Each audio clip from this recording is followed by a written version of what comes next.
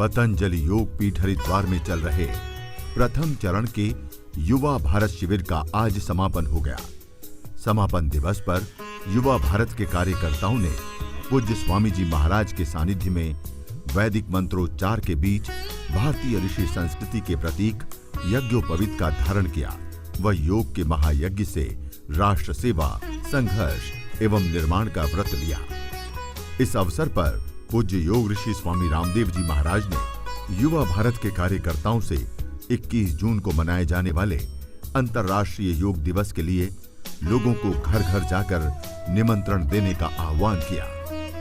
आइए अब हम आपको दिखाते हैं आज समाप्त हुए युवा भारत शिविर के मुख्य अंश। भगवान के किस रूप का ध्यान करना है? सगुण साकार। किसके बोलो?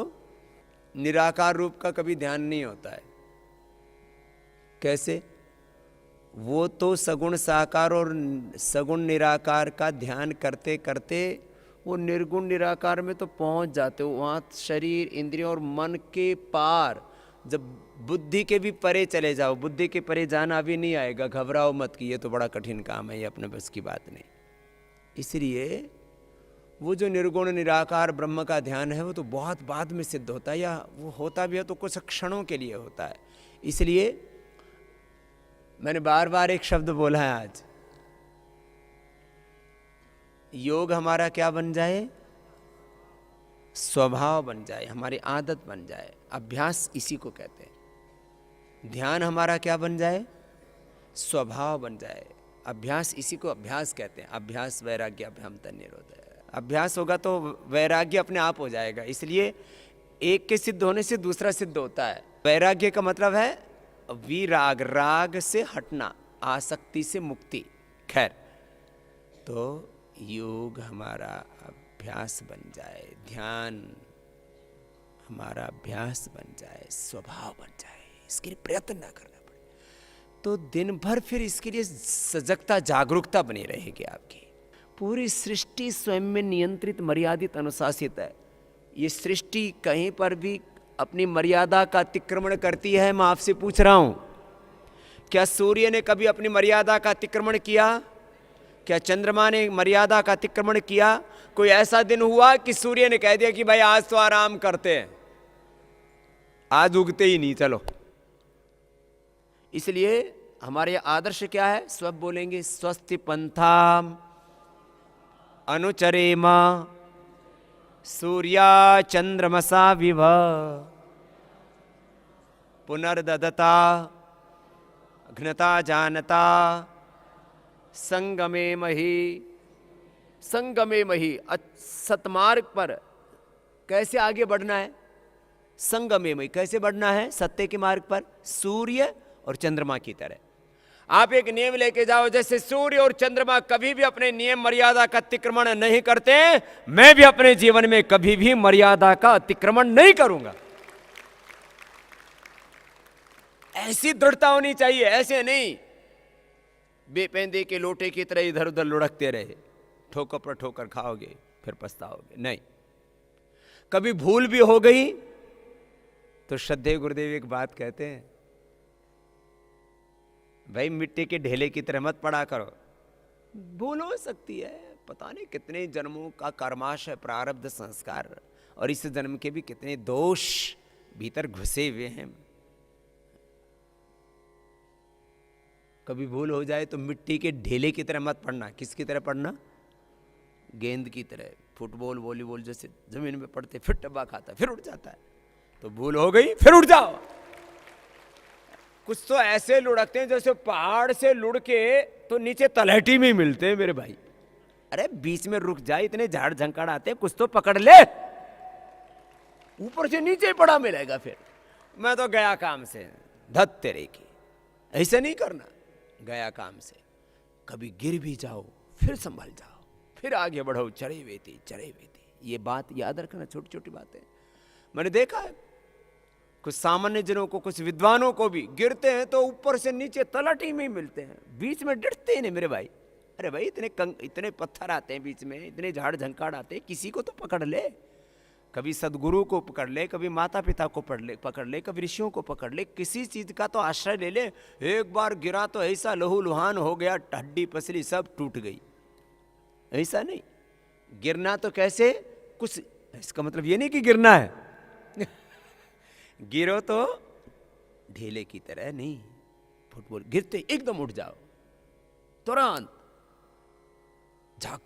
जागरूक रहना। यू जागर तम ऋचः कामयन्ति, यो जागार तम सामानयन्ति, यो जागार तमयं सोमाः तवाहमस्मि सख्येन्योकः।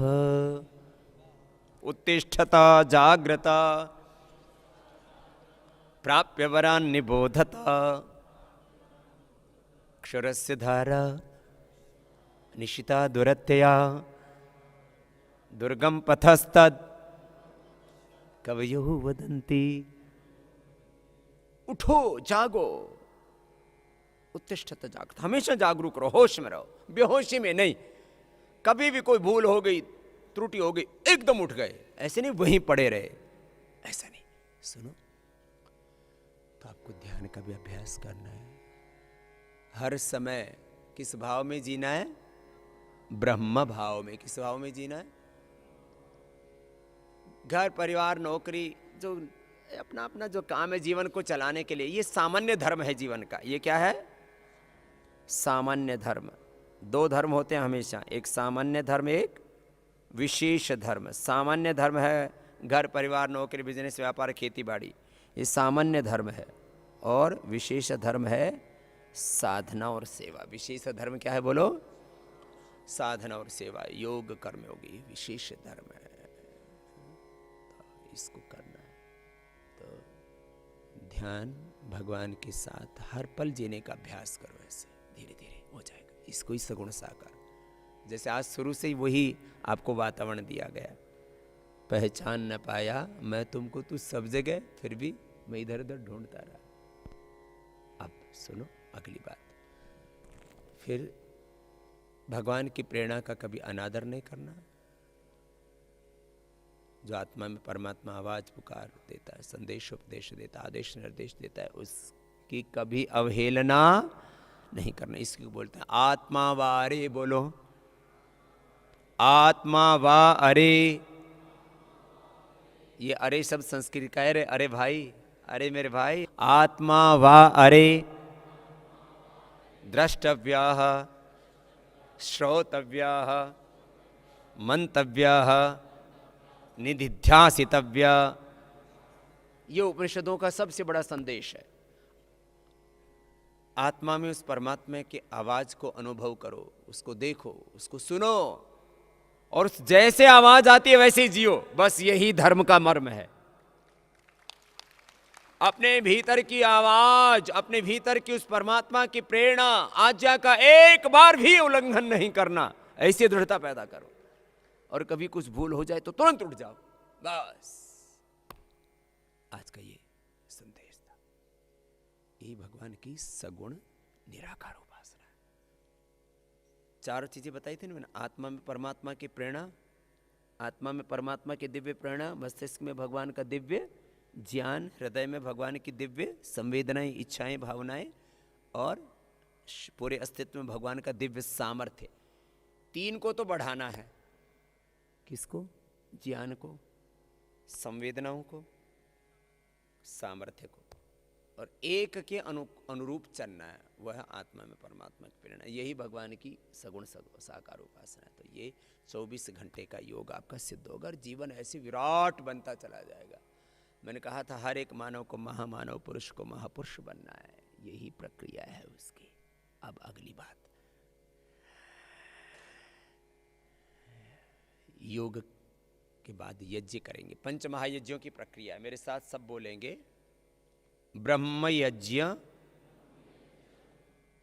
देव यज्ञ, पितृयज्ञ, अतिथि यज्ञ, बलि वैश्वदेव यज्ञ।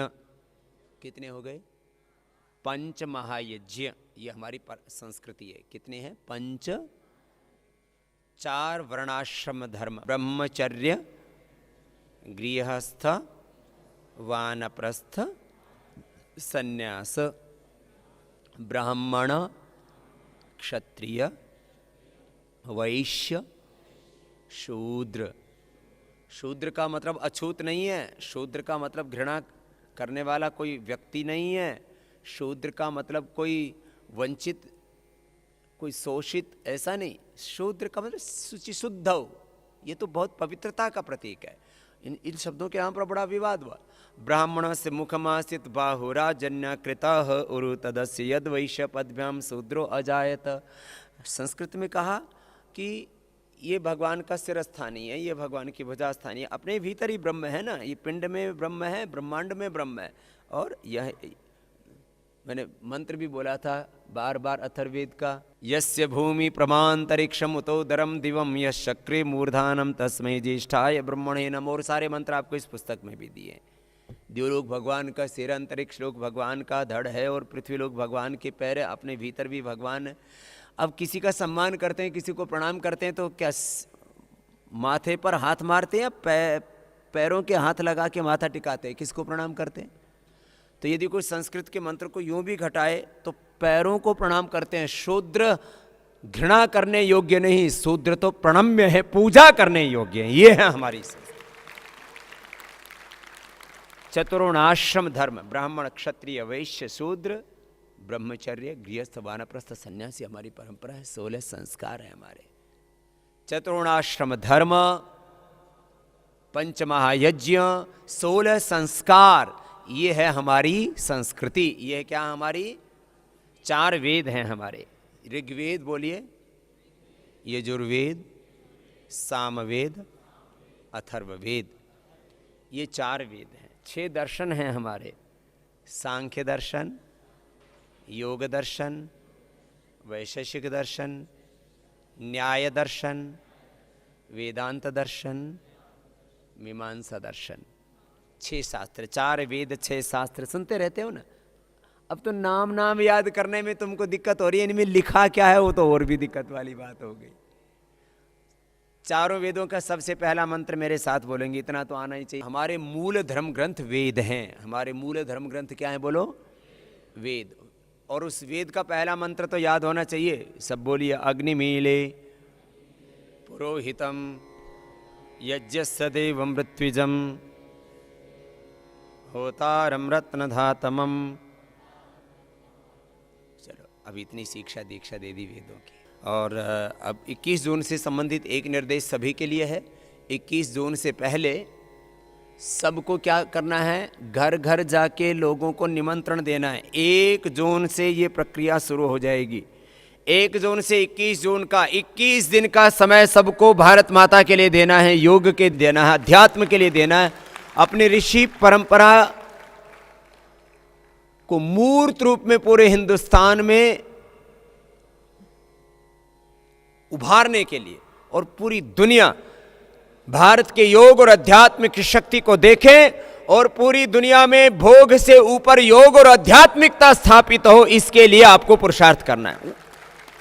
भौतिकता रहनी चाहिए जीवन में, लेकिन भौतिकता चाहिए हमें आध्यात्मिकता के साथ, आधुनिकता चाहिए हमें भारतीयता के साथ, प्रॉस्पेरिटी चाहिए हमें स्पिरिचुअलिटी के साथ, प्रॉस्पेरिटी विद स्पिरिचुअलिटी। तो 1 जून से 21 जून तक, 20 जून तक निमंत्रण देना है। 1 जून से 21 जून तक हमें देश के लिए समय देना है। हर बारी अवसर नहीं आते, फिर तो स्वभाव बना देंगे हम लोगों का और धीरे धीरे इसमें बाहर निकालेंगे। और करोड़ों लोगों को तो हमने योग करवाया, वो सबको भी बाहर निकालेंगे 21 जून को। पूरे देश की ताकत दिखेगी, योग और अध्यात्म की ताकत, योग और अध्यात्म की शक्ति पूरा विश्व देखेगा, पूरा विश्व देखेगा 21 जून को। उसके लिए सबको पुरुषार्थ करना है। इसके लिए राष्ट्रीय कार्यकारिणी की बैठक भी रखी है और एक एक जिले से कार्यकर्ताओं को बुलाया है, मंडल प्रभारियों को, राज्य प्रभारियों को, राज्य कार्यकारिणी के सदस्यों को भी बुलाया है। युवा प्रभारियों को क्योंकि अब आ चुके हैं इसलिए नहीं बुला रहे हैं बार बार, आपको लग जाना है। 1 जून से 21 जून तक सबको योग के लिए समय देना है, और इससे जो देश में वातावरण बढ़ेगा इसका असर सदियों तक रहेगा पूरी दुनिया में। कुछ प्रतीकात्मक चीज़ें होती हैं लेकिन उनका असर बहुत दूर तक रहता है।